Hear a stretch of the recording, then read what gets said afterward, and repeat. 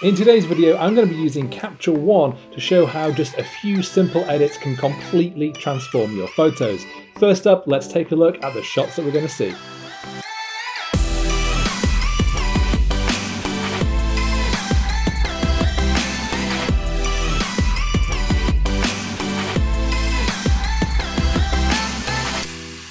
So today I'm going to be using Capture One 20 Pro or Capture One Pro 20, whichever one it is, which is a great Lightroom alternative. It's a really, really powerful editor. It's got lots of features that Lightroom doesn't have. It has lots of functionality. And because it's available for £300 as a single purchase, some people prefer it to the Lightroom model, which is an ongoing subscription, which you have to pay for every month. This way you just buy it and own it and it's yours and it's all good. I use both. I do really like Capture One. I haven't used it in some time, but I've just reinstalled it on a new computer and I really wanted to kind of dive in again and give some photos a little bit of a sprucing up and see what I can get. So let's start off straight away with this shot of the Lamborghini Huracan Performante Spider, which I shot a little while back in Wales. I really like this shot. I've intentionally underexposed it to try and keep some of the sky detail, but I can immediately see that there are some things that I want to do. So I'm going to move over to my processing tab. Now in the software at the moment, I've got the workspace design layout to be similar to Lightroom, so that I basically, everything is pretty familiar and where the tools are and whatnot, but you can change that around. It's very, very customizable. This is just how I like to work. So first off, the sky, a little bit overblown. So I'm going to bring down those highlights. I'm also going to bring up the shadows to about there. But I want to bring the shadows up a little bit more on the car itself. So what I'm going to do is, one of the great things with Capture One is that you can work in layers. So while you can use adjustment brushes and things in Lightroom, you're editing the main base image, whereas in Capture One, you can apply those changes to a new layer and then dial them back or add to them as you need to. So I'm going to create a new layer. I'm going to get the brush tool. And as you can see, I'm just going to zoom in a little bit. Zoom, zoom, zoom. And then I'm going to get that brush tool back, and we are just going to, if we press M, then you can see your brush. And we're going to brush it in, following the edge all the way around like that. Following the bodywork of the car, not so much the window or the roof. And this is a very rough mask. You'd want to spend a little bit more time if you're doing this yourself. And if I was doing this for my professional work, I'd probably be in Photoshop and I'd use the pen tool to get a very accurate selection. The great thing is with Capture One, when you're making a mask, is that you just do an outline like that, right click, click fill mask, and boom, it's filled it all in for you. So that's dead easy. We'll press M to hide the mask, still active though. And let's up the exposure a little bit on the car, and we're going to bring in some of that shadow detail. A little bit on the black as well, which is going to help bring out some of that detail in the back and in those exhausts. And let's also just give it a little bit of a clarity boost too, just to help it pop. It's a supercar. You want it to look really cool. I can have noticed that I've slightly gone over into the sky there. So I'm just going to get the mask eraser brush and we're just going to gently paint that away like that. A little bit on the concrete there. Other than that, it's looking pretty good. And if we just flip that on and off, we can see just what difference that has made. And if we zoom out and do that again, we can see now the car really pops off the screen. It looks great. Okay. Next thing I want to do is another layer, and I'm going to this time bring in the grad filter, drag it up a little bit to about here. And again, if you press M, you can see where your filter is going to apply, so you can get much easier control. Something like that. Hide the mask, and I'm going to bring the exposure down to just going to, again, draw the eye towards the car in the center of the frame. I think that's probably everything I'm going to do on that layer, but I'm going to go back to my background. And I don't want to make any adjustments directly to the background. So what I'm going to do is create a new layer. and I'm going to click Fill Mask. And if we press M, we can now see that everything is filled with pink. So that means that whatever changes I make anywhere is going to affect the whole image, which is exactly what I want to do. Because again, I want to slightly bring up the shadows because they are still a little bit dark. Something like that I think looks good. I'm also going to just play with the white balance here. I'm going to warm it up maybe a little bit, and I'm going to bring down that tint. About there, I think looks good. Maybe I could actually cool it off a little. I think that looks good. I'm doing very quick, rough and ready edits. I'm not going into huge amounts of detail on this. I just want to kind of show how you can do these sorts of quick, rough edits in Capture One if you've got your own shots. But while I'm still working on this new layer, I'm going to go down to the color editor because I want to play around with this sky a little bit. I think there are some slight magenta tones in there. So I'm going to select the blue in color editor and I'm going to slide the hue across. I don't want to go too far. If you go all the way when you get that very like turquoisey sky, which I don't really want. So I think somewhere around there looks good. I'm also going to use a lightness slider and I'm going to darken that right down because I really want to get that contrast in the sky, that dramatic punchy sky. Darkening that down really increases the contrast between the sky itself and the clouds. I think it looks good. Problem is that when you darken the color, it also really increases the saturation. So I'm going to back that off a little bit down to about there so we get that really cool looking sky. Okay, looking at this shot, I want to brighten up this frame thing that's going on. I don't really know what it is, but it's very, very dark. It's fallen into the shadow, and I want to just bring that out a little bit. So I'm going to get a new layer, and I'm going to get the brush tool, and I'm literally just going to, I'm just going to paint over this frame. And I know what you're thinking. I'm getting the mask over everything. It's going all over the sky, and it's going to look terrible. You are absolutely right, well noticed. But there is a trick that we're going to employ, which is going to fix that really easily. And it's a very, very powerful tool. So that's there. And if we up the exposure on that, it just looks awful. It goes all over the sky. It's terrible. Let's say up the exposure a little bit and up the shadow a little bit. But we then, on that layer, right-click and select Luma Range. And with that selected, we can then tell Capture One that we don't want that mask applying in either the very bright or the very dark areas. And of course, it's the light areas that are the problem because that is the sky. We want it to brighten up the dark parts of that frame. Let's just click Display Mask just so it's easy to see. And if we grab this dark tab here and start to, no wait, wrong way around. We'll grab the light tab from the top and just start to pull that back. And as we do, notice how it's disappearing from the clouds and then disappearing from the sky until we get to about here when it's gone from everywhere in the sky. It is applying down here a little bit, and that's going to be a problem. We'll fix that in a moment. But now just the frame itself has been masked. So let's apply that. And if we flick that on and off, we can see the difference that that has made. So that's great. What we can do though is just go in with that eraser brush and we will just erase it down here because we don't need it on that part. It's bright enough anyway. It's really only in the sky.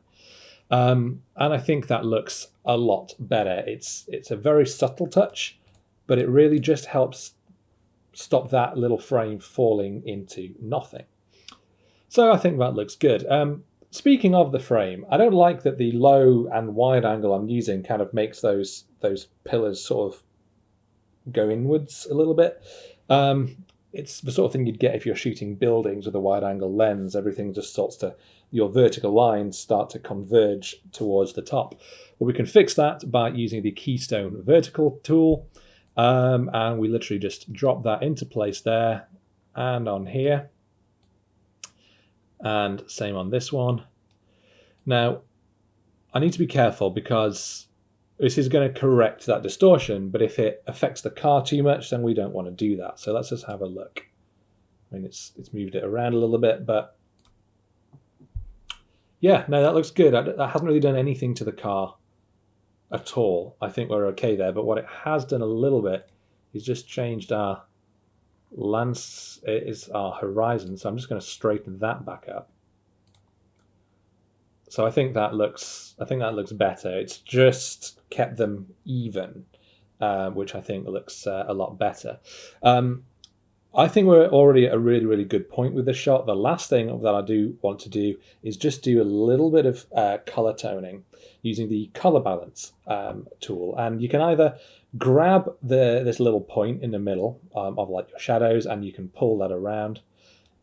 I mean, you can do that, but when you're working in layers, make sure you are working on the right layer, which in this case, let's just start actually a new layer entirely.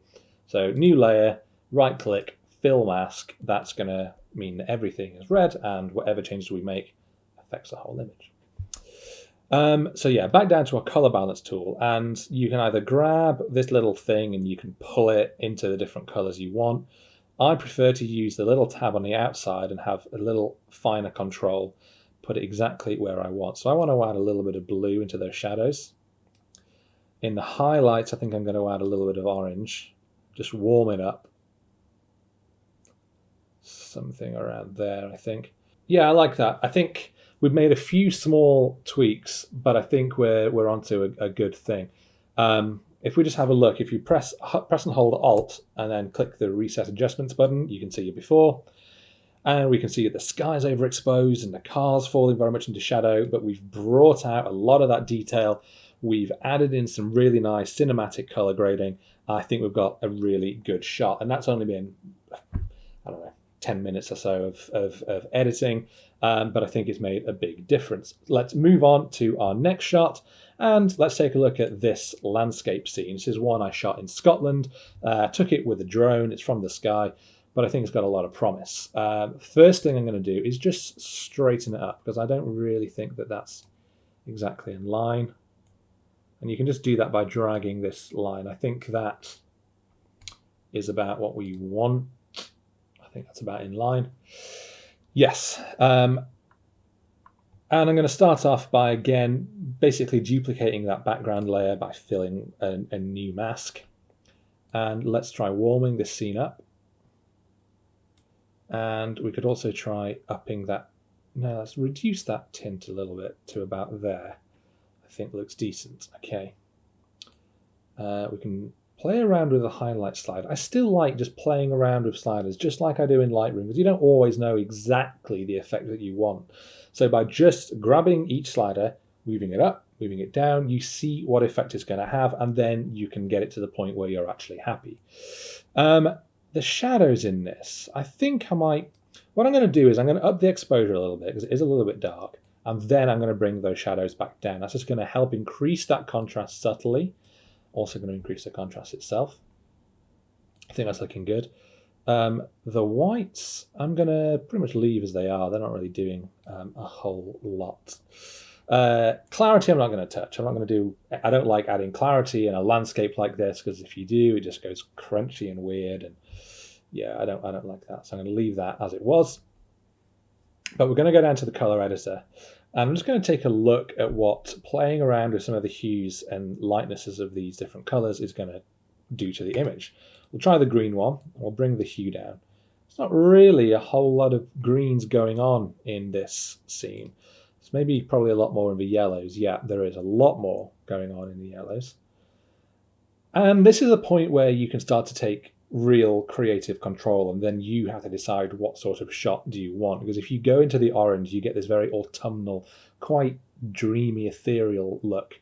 Go the other way and you get these very bright, vibrant, spring, summery greens. And I'm not really sure what I want from this shot right now. What I might do is up the yellows a little bit, then grab the oranges and bring those down, because that's going to then take those oranges into an even deeper orangey red tone. And I think having that combination of the deeper oranges but slightly more greener yellows, I think looks quite nice in this scene. I might back those yellows off just a little bit. So it's definitely gone more towards the autumnal, but I quite like what that's done. I think I've gone too far with those oranges though. We can up the lightness on the individual color channels, which is just going to really help balance the lightness in the scene. I think that's looking good. I mean, you know, we can look at the other ones. There's very little blue. There's a tiny bit of a top left corner. It's not really doing anything. We could just take out that altogether. And I don't really think there's anything going on in the purples either. And there is a little bit in the clouds, very, very subtle tints. Let's take that purple, shift it to blue. So now we've got a better looking sky. Okay. Looking at the color balance tool, again, I think I might want to bring those shadows slightly into the blue, and I think I'm going to take the midtones into slightly into our oranges and our highlights. Something around there, maybe. What are those midtones doing? Are those midtones spoiling things? Let's have a look. Here's another good example. You know, put the midtones. The saturation of the midtones wheel halfway up, so you'll really see the effect, and then grab that thing, move it around, use it as inspiration to kind of see what sort of look you want from your shot, because actually taking it more into the sort of the cyan tones I think looks better. It's way too high, but we're going to cool it off. Actually, you know what, we're just going to cool it off altogether. But it's good to experiment. That's how you come to some good edits, is by experimenting and seeing kind of the sort of look that you want to get. Okay, going to go back up. We're going to add another layer, and this time we're going to use the linear gradient mask. And we're going to bring it down here. If we press M, we can see that it's just affecting our sky. I'm going to boost that contrast, and I'm going to boost the clarity in there because I want to try and bring out some of that cloud detail. As you can see, as I push that clarity up, a lot more detail starts to become visible in that sky. It looks good. If we do the same with structure, it doesn't really do anything. You need that contrast that comes from using the clarity. I'm going to back the contrast off a little bit though, because we don't really need it. If we flick that on and off, we can see it's just added a lot more crunch to that sky, which I think actually just emphasizes some of the weather that we've been having there. Okay, another new layer. This time I'm going to use the brush tool.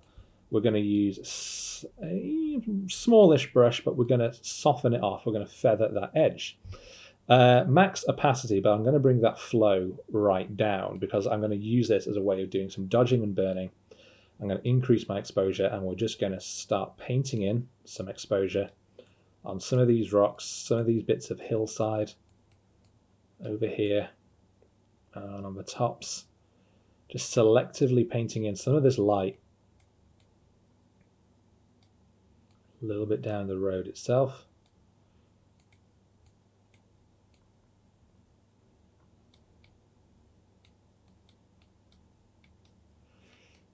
Okay, might be enough. A little bit more up here maybe, where it's really coming in.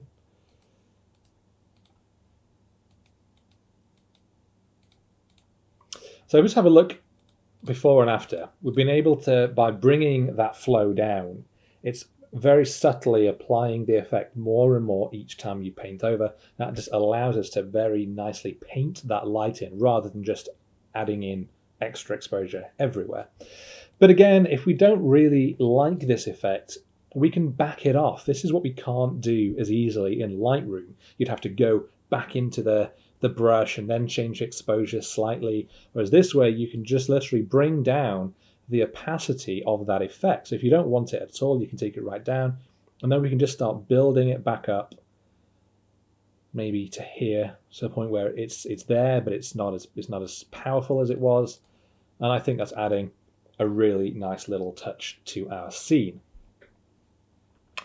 Okay, I'm going to add another layer. It's all about layers in Capture One, and that's why I like it. And I'm going to bring in another linear mask here, and I'm just going to use that to darken down this corner, which is again just going to help draw the eye to the road, to where the light's falling on the middle of the scene, and I think that's looking a lot better.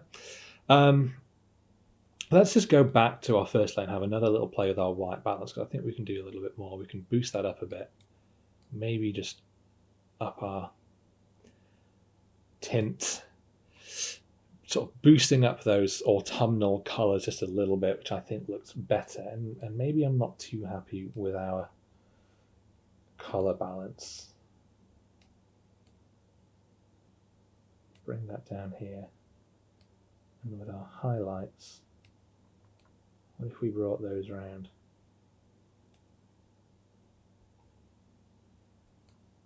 It's all about playing around, you see. All about deciding what look you want for your image. And sometimes I'm not sure. Sometimes I need to have a play around. I mean, I know I don't want this. But maybe something like that, something warmer, a bit more of a classic Scottish landscape, I think could look decent. Let's up those a little bit more. So I think I've got this to a point where I'm pretty happy. And if I was working in Lightroom in Photoshop, I'd probably have a look through some of my various presets and see if that's if there's maybe some inspiration I could take from some of the color toning there. Capture One does have its own presets that you can either buy from Capture One, and I think other people do make some as well. If we have a look over in the adjustments, I actually do have a whole bunch, but I haven't installed them yet. So I'm just looking at the built-in styles at the moment. If we just have a quick flick through, I definitely don't want black and white. I mean, this one's called Still Life, but if we just hover over that and off, it's adding a nice little touch. Really nice little touch. Okay, I'll come back to that. Legacy. Color effects. Ooh, no, we don't like any of those.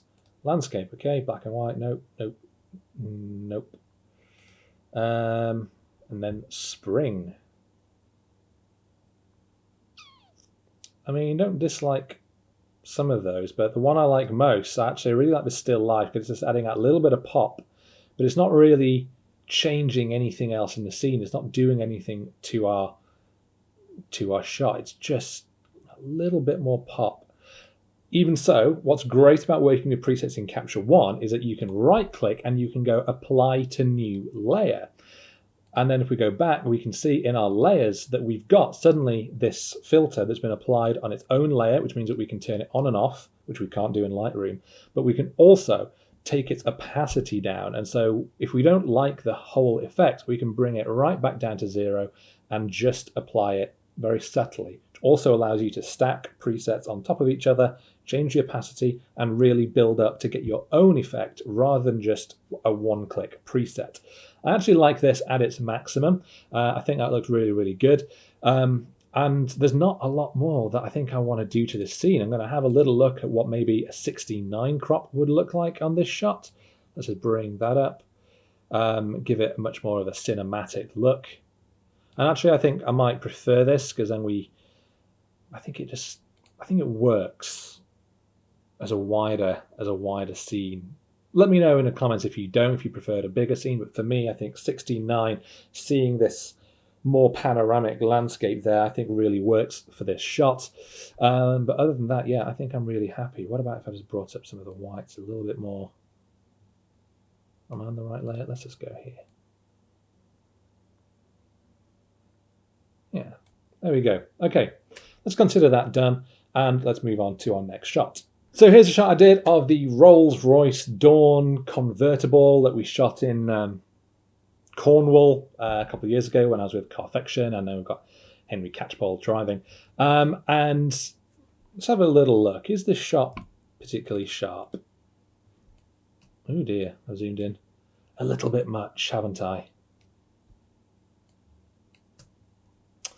It's okay. You know, it's fine. Normally when I do these tracking shots, you take the shot at a slow shutter speed. In this case, it was 1/50th of a second in order to get that road motion blur. And this one it's sharp enough. Let's just go ahead and see what we can do.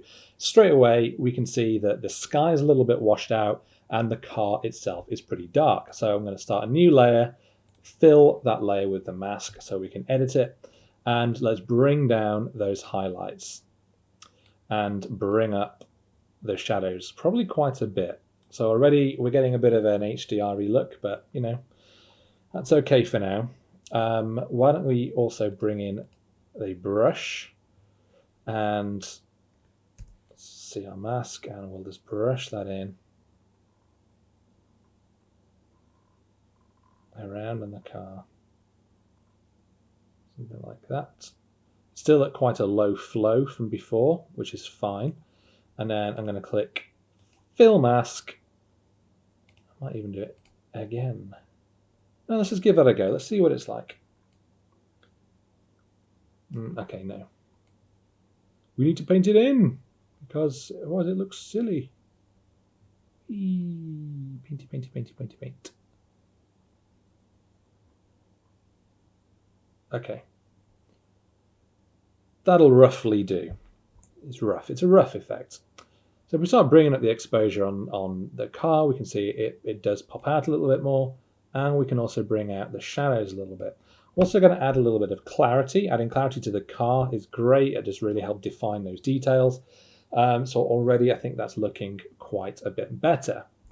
What I'm going to do now is start a new layer, get my grad filter, bring that down. So again, we're affecting just the sky. And with this, I'm going to bring down those highlights a bit. I'm going to increase the contrast. I'm also going to up the clarity to get that separation between the clouds and the blue sky itself.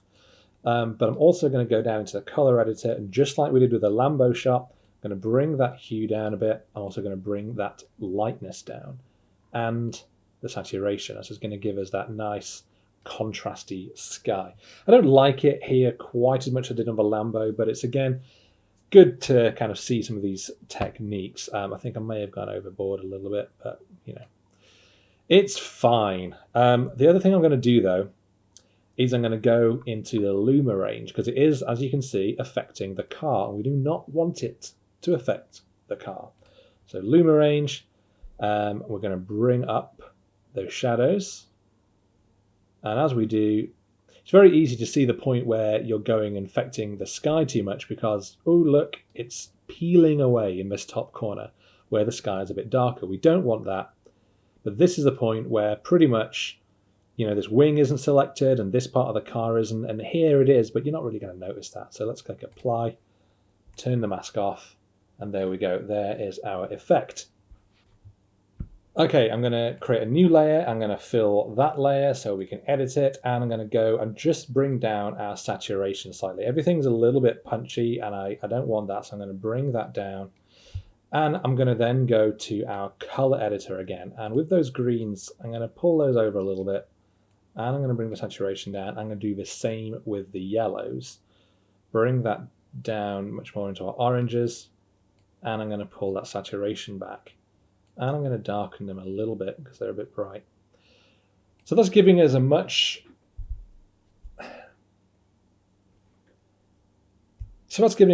more graded look. It's got a bit of a filmic feel to it, but we haven't applied any filters to this. We haven't used any presets. This has just been from just using those color editor tools. And we could go into the color balance as well and maybe add a bit of blue back into those shadows and maybe add a little bit more warmth into the scene to give it a bit more of a grading, which I think looks pretty decent. Or we can maybe bring those highlights around. You know, you can move it wherever you want. It's very easy to see these wheels and to throw color where you need to. For me, it's there. Like, that's my color. That's a really nice grade, and I think that looks pretty good. I'm pretty happy with that. So that is, I think, everything that I would want to do to this shot in Capture One. There's a few things I'd want to do in Photoshop with some object removal, this post here, some marks on the road, get rid of some of the reflections on the side of the car. But that is stuff that Photoshop is still the tool to use. Capture One is great for doing these sorts of like good toning and contrast and exposure adjustments. But when it comes to object removal, anything like that, Photoshop is still always my go-to tool. So I'm going to move on to our last shot. I'm going to make this one a bit quicker. And it is this. It is a fishing boat. Not a fishing boat. It's sort of a, I don't know, it's a boat. It's carrying a digger of some kind. But I really like the waves. It's not a great shot by any means. It's just a bit of a snap I took when I was last at the coast. It was a very, very windy day, and I liked the waves breaking against it. But I think there's a lot of ways that we can amp up that drama. So first of all, I'm going to up the exposure on the whole image. I'm also going to up those shadows. I'm going to boost the contrast. I'm going to boost the clarity. So straight away, we've got a much more powerful, impacting image. We're going to just cool it off a little bit, try and bring those blues back, and maybe just tweak the tint. Not sure what's really done much, but there we go. That's what we've got. One of the things that I really want to do to the shot is that at the moment, our sea is a little bit green, a little bit dingy looking. I'm going to go down and I'm going to do a new layer. In fact, let's just fill that layer. go down to our color editor. This time I'm going to go to advanced. And with this little picker tool here, we can go over and just click on our sea, and as I thought, our colors are mostly in the greens and the yellows, and you can change this around and you can tell it to select more blues or whatever. I'm going to keep it in the greens like this. I'm going to expand it out so we're capturing as much of this sea as possible. And in fact, if you click the view select color range box just down here, well, then we can see exactly where it's selecting, and it is all of the sea. And what I want to do is bring that hue, not down, that takes it into a brownie tone, all the way up into much more of a blue, a deeper blue tone. I'm going to bring the brightness down, and I'm going to up that saturation. Oh, not that much, a little bit. I'm going to do that. And it's taken us a lot of the way there that we want to go. But the one thing that I have noticed is that it is affecting, you know what, let's bring down that saturation. That's a bit much. It's a lot much, in fact, somewhere around there. Maybe a little bit more. That's fine. But one thing I can see that it's done is changed the look of the boat itself. So because we've used a mask, we can get our eraser brush and we can use a slightly bigger size, and we can literally just paint that away. Well, we should be able to. Let's look at our mask. Yeah. Oh, of course, it's still, I see. No.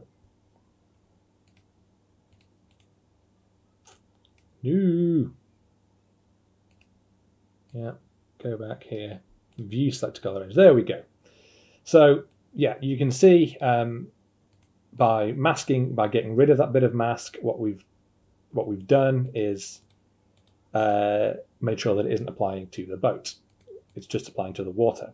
The great thing is that what we can do is do the exact same thing again.